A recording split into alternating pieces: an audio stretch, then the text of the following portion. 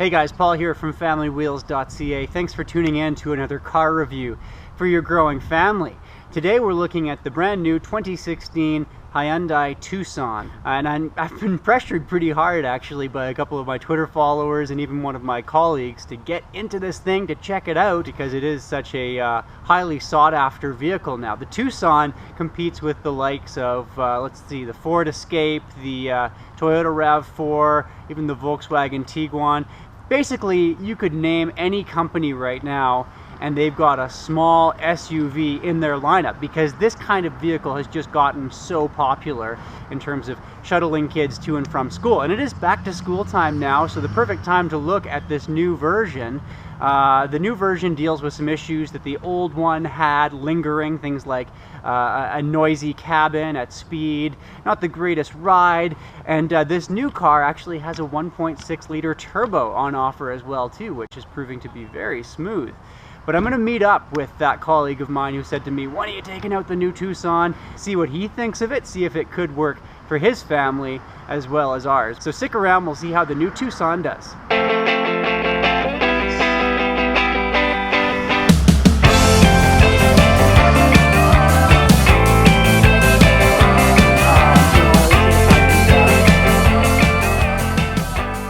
So before we head over to Aaron's place, let's go over some of the basic numbers with this car. First up is price. The Tucson starts at just over 24 grand now and can climb rather quickly to just shy of 40 grand. And while 24 grand does sound like a good deal for a mid-size crossover vehicle at this point, it's a pretty basic car. You're not even going to get all-wheel drive.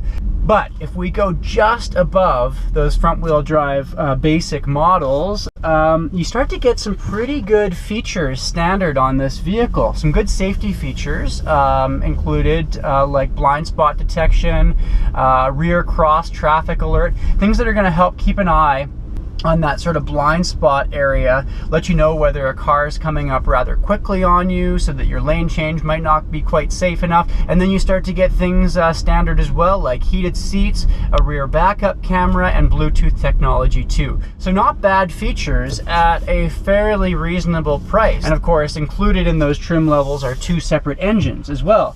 You can get the cheaper 2-liter non-turbo engine, or the 1.6 liter turbo that I'm in today. The cheaper engine comes with a 6-speed automatic transmission, and here in the turbo you get a 7-speed dual clutch transmission that's very smooth and very comfortable to drive.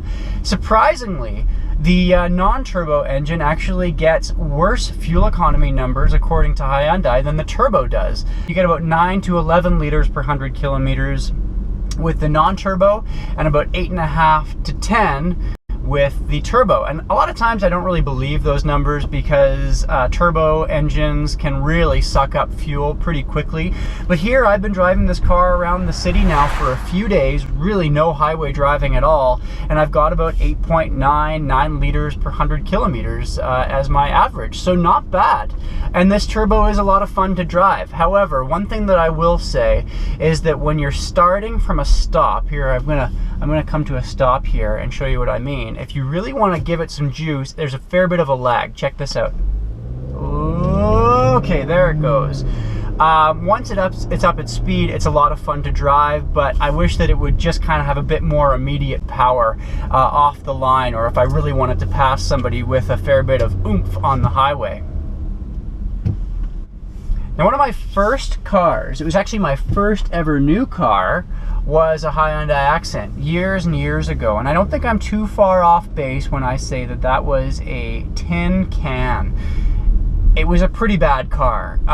And years ago, if I told you I was buying a Hyundai, you would have kind of rolled your eyes and said, oh, well, there's the bargain basement choice.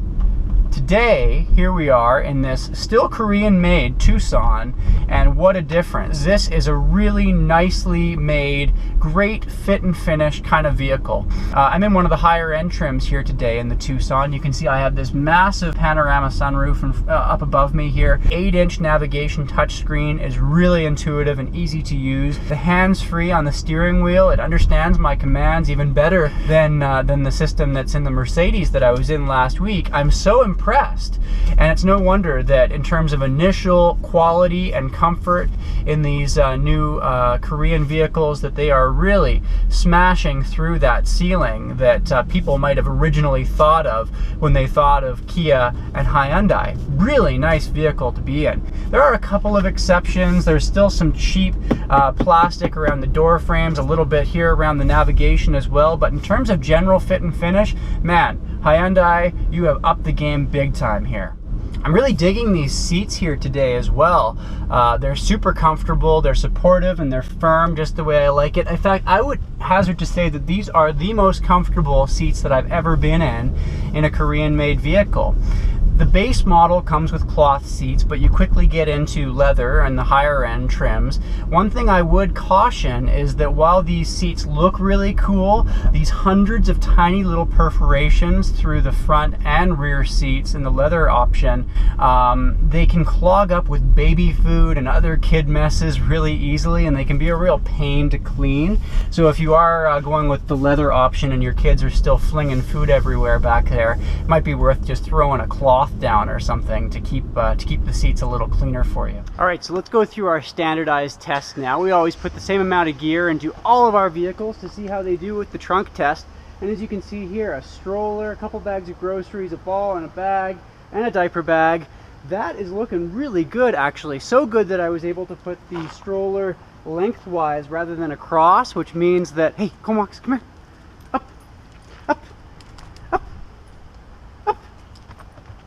Could even fit the rather large family dog in there if we had to. It's a bit of a pinch for her, but you could do it. And that's a surprise to me, given the size of this vehicle. Stay there for a sec, Pooch.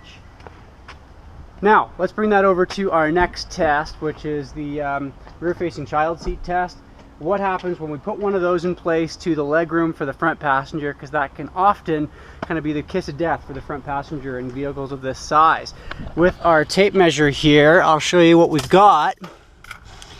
It is not even a foot of legroom, not even 11 inches actually, which is a bit of a surprise to me. I thought that this car would have more legroom than that. Even the much smaller Mercedes GLA that I was in last week had better legroom for the front passenger when that car seat was in place. But this is kind of surprising, and I think it's because underneath the glove box there's kind of an alcove for your feet.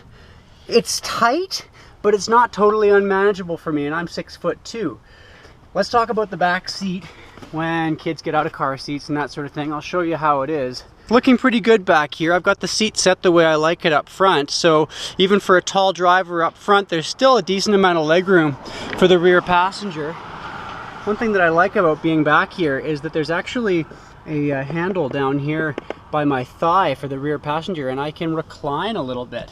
So for longer drives, if you want to be a little bit more comfortable, that's something I could do. Really, given the fact that this is a fairly small crossover vehicle, pretty surprising for rear legroom comfort in this car. And oh, Comox has already lied down. She's gotten comfortable in here as well. Hey man. Hey, how's it going? Come on up a sec. So I got a feeling I won't be able to go in this way, but if I can, oh, you know what? That might work actually. Yeah, it looks like you can. Maybe I'll go this way. As a non-hockey player, Yeah. you know, I always see the size of these bags, and I always thought that in these smaller SUVs, not a hope in hell you'd be fitting them in there, but here we have it. Not bad. You can Not definitely bad. put another one on top if you want to take another kid to practice. Yeah. Wow, I have to say, I was not expecting those hockey bags to fit into the back of this as well as they did. Hyundai has really managed to squeeze every possible bit of cargo capacity out of this little crossover. In fact, the company says that compared to the BMW X5, this has more interior cargo capacity in the back, which is amazing because that's a much larger SUV. Which brings me to the other thing, which is of course the fact that Hyundai can't really be beat when it comes to its warranties. 5-year, 100,000 kilometer means that if you wanted to get a comparable kind of warranty in a Mercedes, even a Honda for that matter, you'd be forking out a fair bit of extra money for that extended plan. Now, in terms of safety, Hyundai doesn't have its Insurance Institute for Highway Safety figures out yet. That organization will be out with its numbers here within the next couple of months, but Hyundai is very confident that it will get a top safety pick rating. And that's largely because of those safety features that it comes with on all but the most basic model of the Tucson. It's amazing to see how far this company has come in about the last decade when you compare this Tucson to that little Hyundai Accent that I was driving around through my college years in Vancouver. If you want a crossover vehicle that's well kitted out, drives nicely, and is a really good value, consider taking the Tucson for a test drive.